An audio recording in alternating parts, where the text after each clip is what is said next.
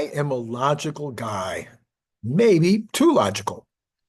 I'm an analyst who rarely acts out of passion, especially if there is no logical underpinning to create that passion. Now, you've seen me, if you watch this channel often, you've seen me passionate. And I've taken some huge risks in my life in terms of time and money, and even maybe my personal safety. And some of those have resulted in some substantial victories. But you see, my logical side caused me to leave the church, leave the tribe when I was 21. Much to the dismay of my family and friends, I stopped all association with the church and slowly drifted towards agnosticism. But then the passion, informed by logic, returned and reignited my love of Jesus and his church. And today I want to just explore that logic, the analysis, using the most modern tool in the toolbox, Grok. I will engage with anybody, any one of you who has a question or a serious desire to work this material through in their mind and or their heart. You can use the comments below. You can use the X thread. You can DM me through X. All of these methods will work if you want to have a conversation, go a little deeper. Well, okay, you see, the miracle of the resurrection of Christ is verifiable, and it's subject to logical analysis. If you're a scientist, if you're an engineer, if you're a mathematician, if you're somebody who just, wants to get in there and find out that, look at the evidence and draw conclusions from the evidence that makes sense, and you don't like to just, take things at face value, that's me too. That's how I've been my whole life. I started out loving nature at the earliest point of my life and have never turned away, never turned back. I love all that stuff. Okay, let's talk about some of the things that Grok came up with. He says, number one, the empty tomb. The tomb of Jesus was found empty by multiple witnesses, including women, and women's testimony was less valuable in the first century Judea. This leads credibility due to the unlikelihood of fabricating such details. In fact, most interestingly at all, it was the women who found the empty tomb first, and then they went to tell the men, and the men had to come and verify because, of course, the testimony of women was not trusted. So this is the historical evidence. This is what the history tells us, what the Bible tells us. And then, interestingly, the Bible tells us this in detail at that time. In other words, it was a description of what took place that was in the canon, if you will, when it was still a verbal thing being passed around among the individuals who were making a decision whether they were going to trust Christ at that time. And people were saying, yeah, the women went into the tomb and made the discovery. So this is very, very unusual. You would not normally be using the women as finding the tomb unless it was truthful. It would have been better to have changed the story that the men went into the tomb and made it a lie, which they didn't do. And this is a common thread throughout the entire Bible, where the Bible takes that position commonly that would not be the position that would have been the most likely to be believed by the folks. Number two, multiple attestations. The resurrection is reported in all four Gospels of the Bible, written within the first century, and by Paul in 1 Corinthians, providing early independent accounts of the event. You see, this is what we look at as historicity. When you have the closer to the event that the writings occur, so you can have the verbal information being passed around, but then at some point in history, you had a writing. In fact, that's still true today. When does the information get written down? Well, we have 24/7 now where we're writing it down immediately after it happens, and sometimes that's completely wrong. We know that. Okay, so then the question becomes, when does it get written down in history? It was like the sooner it's written down, the more logical it is that it's, going to be correct. But then if you have it not from one source, but you have it from 5 sources with the same account, this would be even better in terms of those who study history as a science and how they come to conclusions about what is true and what isn't true. Then you have the post-resurrection appearances. Jesus appeared to various individuals and groups, including skeptics, like Thomas and Paul, who were skeptics, over the next 40 days after the death. There was 500 witnesses in one time, many of whom were alive when Paul wrote Corinthians. So again, this is just an added layer of evidence. You can take it at face value. You can say, well, there was some kind of a craziness going on. People were lying. Well, but you had a lot of people lying. So once again, this is the kind of thing which historians, if they weren't trying to discredit the Bible, not trying to discredit this period of time, if they were looking at it as any other kind of history, a history of the Persians or the Greeks or the Romans, if they had 500 witnesses at one time all agreeing, and they had other witnesses at other times agreeing to an event, then this would be considered to be good evidence. Then you have the transformation of the disciples. The disciples, the 12, actually 13, after Judas was committed suicide, they brought in a 13th disciple. They were initially fearful and scattered after Jesus' crucifixion. That would also be all of the people that they discipled. So this is a much larger group. They were fearful and they went every which way after the crucifixion, but they became bold proclaimers of the resurrection later, willing to die for their beliefs, suggesting a profound event changing their perspective.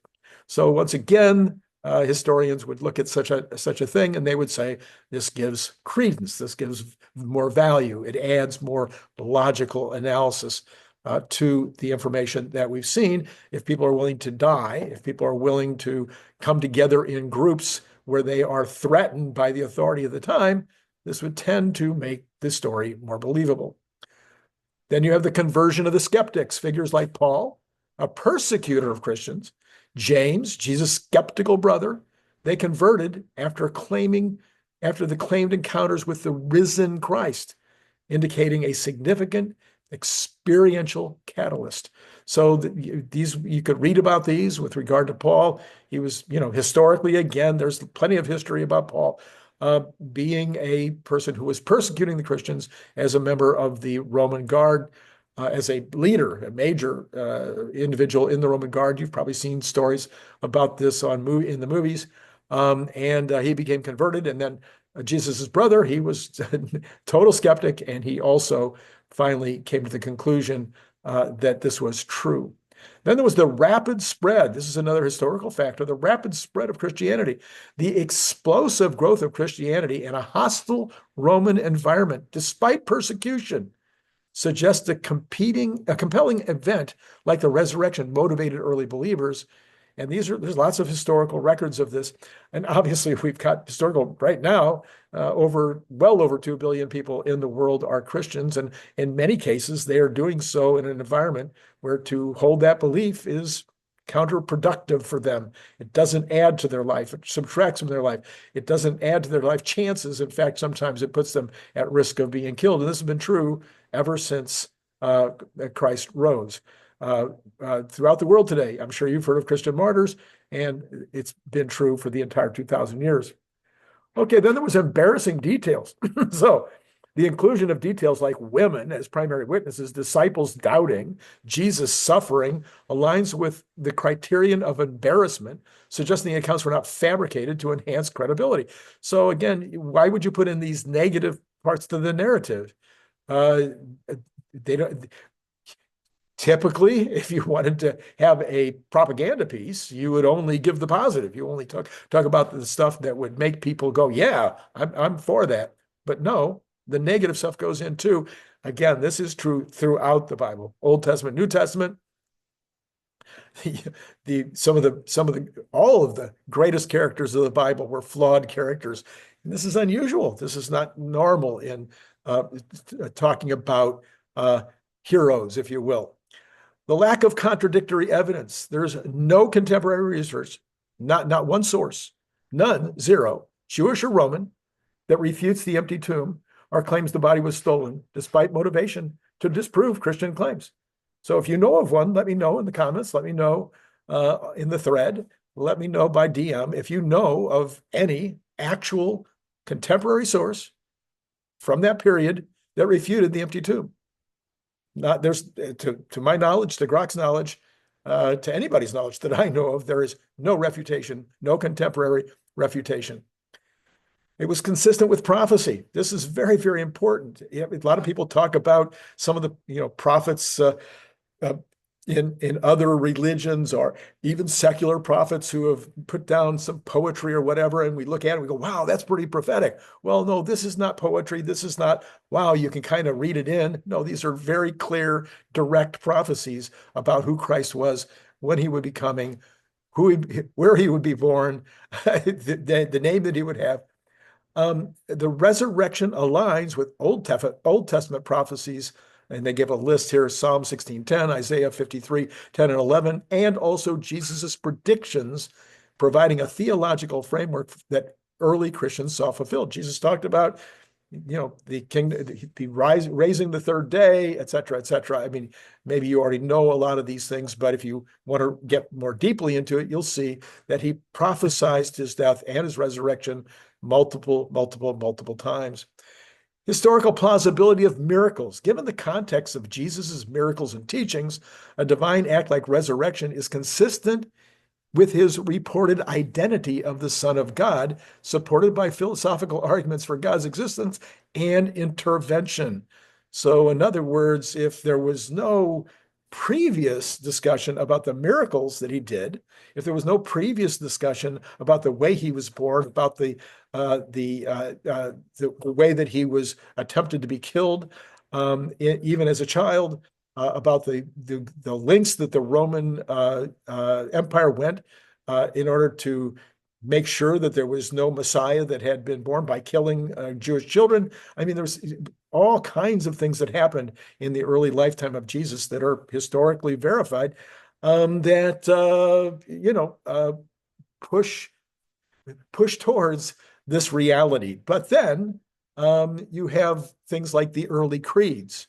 The pre-Pauline Creed from 1 Corinthians 15:3 through 8, which is dated to within a few years of Jesus' death, probably around 33, 34 AD, attests to the resurrection, indicating a belief in the event, people believing in the event immediately among Christians that were just being told about the event, and those who had seen him alive after. Then there was the willingness to suffer. Early Christians, including those among the original disciples, endured persecution and martyrdom for proclaiming the resurrection. We kind of mentioned that before. Then the shift of the worship day. The Jewish practice of the Sabbath worship shifted to Sunday, the Lord's Day, among early Christians, likely due to the significance of Jesus' resurrection occurring on the first day of the week. The unlikely fabrication in Jewish context. The concept of a single individual's resurrection before the general eschatological resurrection was foreign to Jewish theology, making it improbable that Jesus' followers would invent such a claim without a real event. So you had a big discussion, a big theological argument going on between various aspects of the Jewish, various elements, like denominations, if you will, of the Jewish religion, who some believed in the concept, the idea of resurrection, and others vehemently believed that it was impossible. And yet this was the method that was taken and described and then continued through the years to change the way that people thought about this subject. Consistency across sources. Non-canonical early Christian writings from Ignatius, from Polycarp, and later apocryphal texts, while not authoritative, consistently affirm the resurrection, supporting its centrality in Christian tradition.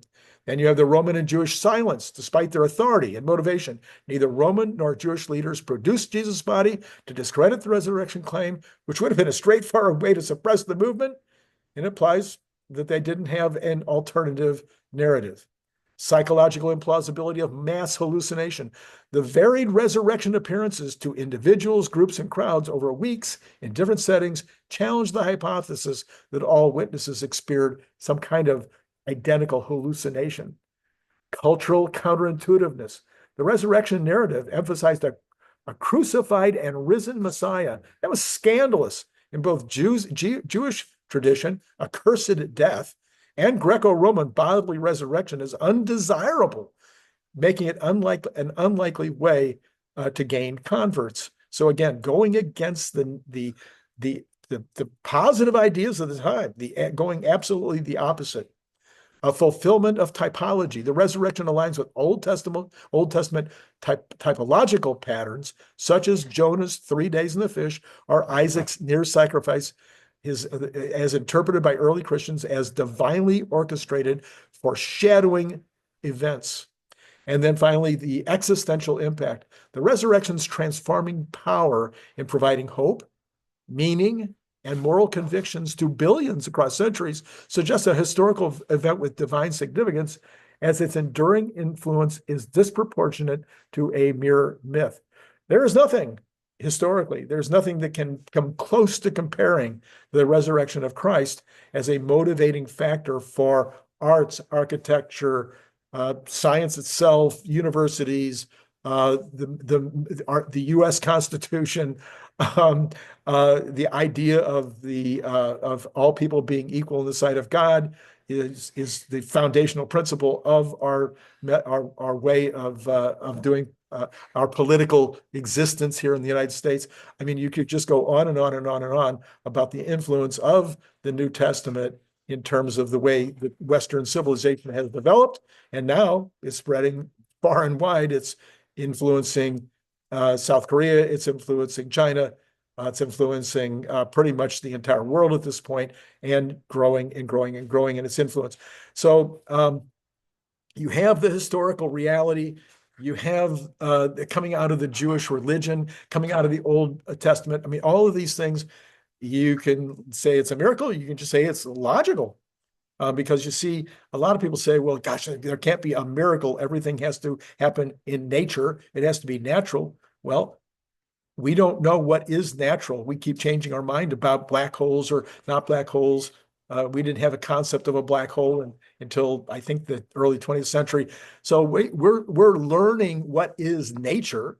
And so is it possible that the things we call supernatural aren't supernatural at all? They're the natural world as God has created it. So anyway, there's the logical story. There's 20 pieces of logic. These are not designed to be from the passion. I could talk to you about that for another hour if you like, but this is out of the logical side. This is a analytical look. And for many of us, I think we need to have that kind of whether we need it in order to get going in a new direction. Let's say that you don't think electric cars are the best way to propel people. You think gas cars are great. Well, then you might need some logical assistance. You might need somebody to sit down with you and give you logical step-by-step reasons why electric is better. And then eventually you go, you know what? I'm sold now. I'm going to be passionate about electric. Well, this is kind of the same idea, giving you the logical reasons, boom, boom, boom, boom, boom, why the resurrection is true. Now you can decide, does that logic stand up? Well, again, comment, put it in the thread. Be happy to argue with you. I'll be happy to engage with you in a discussion in the thread, or you can DM me if you'd rather do it privately. And I look forward to a greater discussion about this in the future. It has been great, as always, maybe even better than normal, talking to you today.